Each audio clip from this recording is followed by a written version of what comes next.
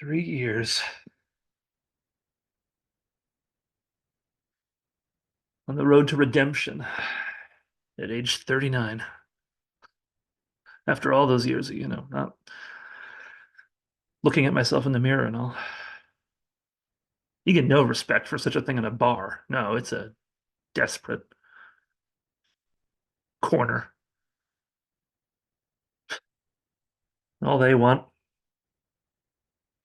is more like themselves. But I'm going to be stronger. Whatever. I don't do that stuff no more. I got a family I gotta work up to, you see. And guys trying to buy you a drink just to watch to see if. No, I just serve them. But you wouldn't insult me by refusing now. No insult intended. Like they knew somehow. Like they could sense the thirst in me. Not an inch I'd give. Wrote the girl a birthday card. You know this part. Thought I might earn something, you know? I got to where I could almost look in that mirror. Lived like a monk. Came home, slept, got the paper, did the crossword, ate, went to work again for days, months. Then this guy comes in a few nights ago. I'd never seen him before. You see a lot of new faces when Christmas starts in the air.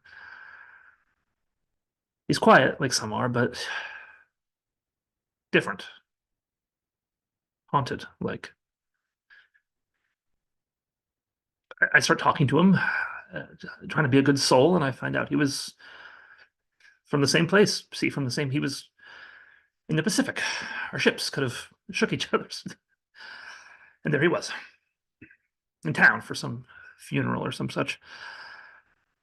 And we get to talking about things, the equipment and all, because the people, aren't what you have in common. It's the layout you recognize. And the terms nobody else knows. When you do talk people, it's by function. Oh yeah, so and so, he did this and that, and you're speaking the same language. So we talk. It's not that it was a wonderful time in our lives. It's just you laugh because you were both there and you were both young, like high school or something. So we did. And we took turns telling stories about things we haven't seen in whatever, using words we haven't spoken since then, the terms. And then the stories start to go another way, and we're not laughing anymore.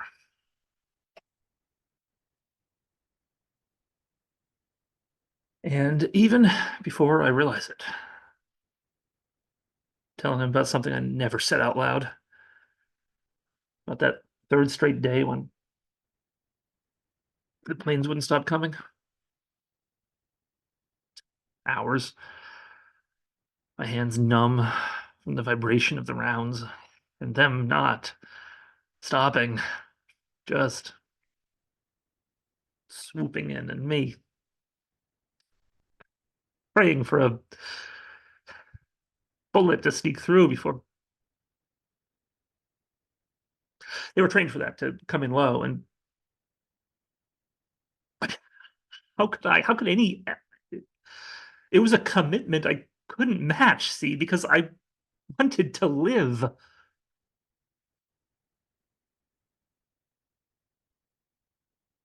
I wanted to live.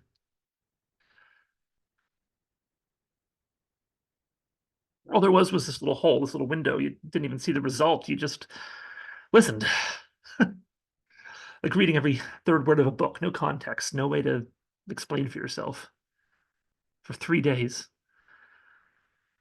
So the third day, there was this young fellow whose job it was to reload, and he was falling behind, green. So I just stopped and watched from the little window. Everything became quiet, almost peaceful. A cinema with no sound, soundless fury. I don't know how long I was like that. Then the young fellow finishes loading and yells, "Oh!" Except I didn't really hear him. I just knew that's what he was supposed to say. And he's staring at me, and I'm just studying his face.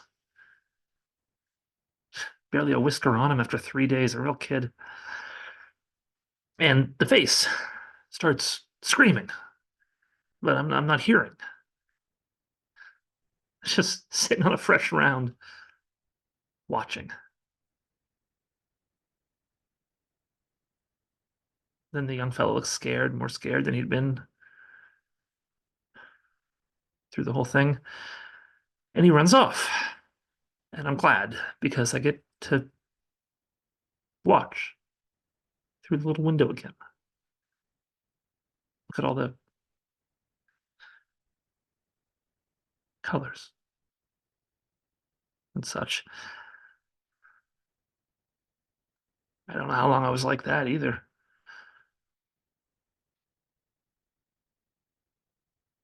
I feel my shirt being pulled, and there's my petty officer barking something or other, and he turns me like so I'm facing him, and he looks at me hard, feeling the back of my head.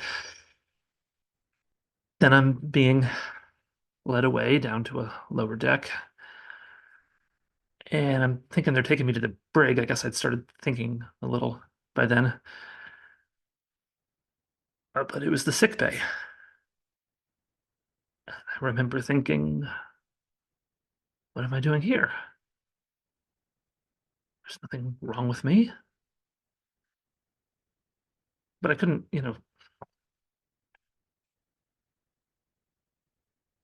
tell anyone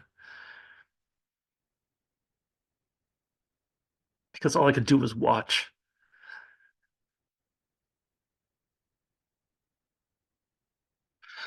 Next thing I remember was at the VA hospital back in the States, and there's guys there missing parts of their.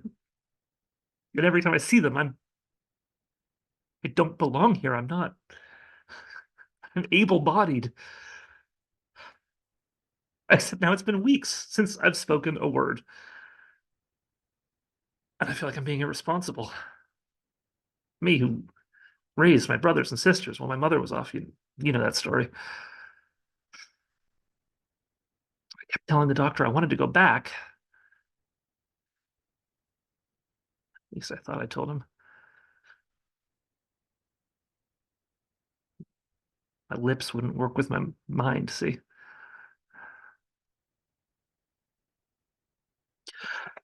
And the fellow at the bar, he was a good guy. Shook my hand and all, and we went off to his funeral, but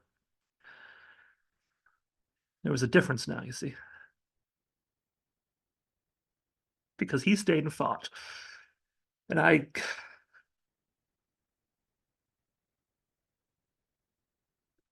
it was probably all in my mind. Either way, I felt it. The vultures at the bar had overheard, and they had their ammo, you see, and you never told us that before, and tell us again about such and such, and this and that, and let's drink to the war hero. And me, feeling it all. And sure, why not? That one, I'll take you up on.